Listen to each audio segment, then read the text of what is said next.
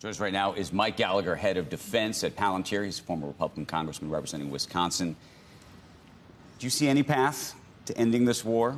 Well, I think these knee-jerk calls for a ceasefire, which the Biden administration has been pushing really since October 8th, actually bring us further away from an end to a war. I would like to propose a new theory of international relations, which is called winning. You have to win the war in order to impose the terms of the peace. And as for any action or resolution the UN can take, and Biden's calls for such a resolution pertaining to a ceasefire, we have something called UN Security Council Resolution 1701, which calls for complete disarmament of southern Lebanon, south of the Litani River. And Lebanon and Hezbollah has not disarmed. And Israel, with remarkable audacity, has actually reduced 50% of Hezbollah's long-range precision fires. And we should support them in that effort and in their efforts to destroy Hamas in the south. And what's your sense, though, of what Iran does in retaliation? Well, I think the key source of disorder in the region is the fact that Iran does not feel deterred. And the key problem that the next president, whether it's Donald Trump or Kamala Harris, will have to solve is how do we restore a semblance of deterrence? In my mind, that is supporting the complete destruction of Hamas, degrading and deterring Hezbollah. And then what the United States can uniquely do is actually destroying another terrorist Iranian proxy, the Houthi rebels, which have completely shut down commerce in and around the Red Sea. And we are now on the wrong side of the cost curve. Our enemies are counting down the bullets that are in our chamber. All of this depends on our ability to rebuild our entire defense industrial base, which this conflict and the conflict in Eastern Europe has revealed as broken right now. Mike, is it purely partisan political talk to try to assign some blame to the Biden administration because he took off the sanctions in February of 2021, the UN sanctions. He hasn't enforced the oil sanctions.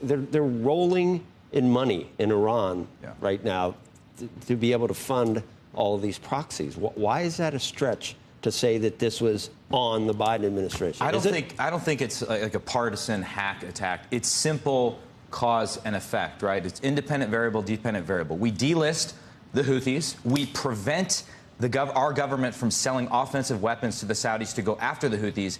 And what happens? They reemerge as even despite being like a two-bit terrorist organization, one capable of attacking the United States Navy. So I think that's a fair attack. But I do think Biden's UNGA speech is an opportunity for us to take a step back and assess this administration's overall foreign policy record. But the rationale was that the 2015 pact that Trump exited, that this would make it easier to get back. So that there was like a method to the appeasement, wasn't there? But it didn't work, you would say? Well, I think objectively, Iran is closer to sort of a turnkey away from having a nuclear weapon than it was at the start of this administration.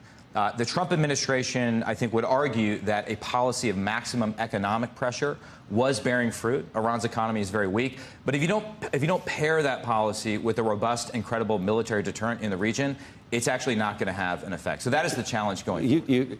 I mean, would you ascribe anything with Putin and Ukraine to saying that we'd be okay with them taking a little bit of Ukraine? Remember when he said that? And then a week later, they... I think all of these things are connected in the sense that you can draw a direct line from the Biden administration's disastrous decision to withdraw from Afghanistan for purely political reasons. And that was the president overruling his military advisors. I think that had an impact on Putin's calculus in Eastern Europe and on general global disorder and on the deteriorating balance of power in the most important region, the Indo-Pacific. Well, but back to the Middle East with where we are right now and with Israel making these incursions into Lebanon to try and push Hezbollah back, with the missile that they launched, that Hezbollah launched into Tel Aviv essentially last night. I mean, one missile. The expectation is they have a lot more. Yeah. What happens now? Because Netanyahu's decision to push forcefully, where does that get us?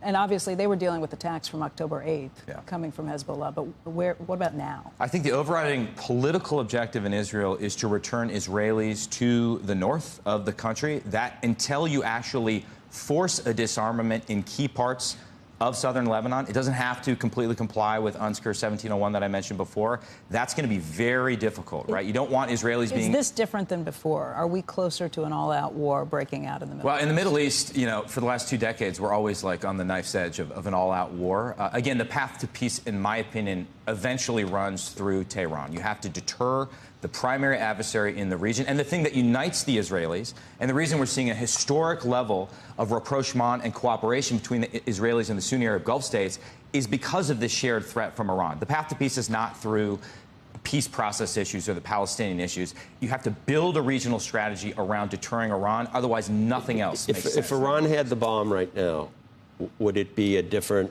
situation with Israel right now? They seem to be... They don't really want to engage to the full extent that they could. They've actually shown restraint, which doesn't seem to go at all with what you think of when you say Iran. But they have. But they could be waiting it out, right? They could be hoping that the next administration has a more friendly policy with respect to Iran, or continues to hope that by just merely reviving the lifeless corpse of the Obama-Iran deal, that somehow we will have deterrence in the region or a more peaceful Middle East, which I think the last 4 years have proven that's not true. So, I mean, we'll see. They could just be waiting us out.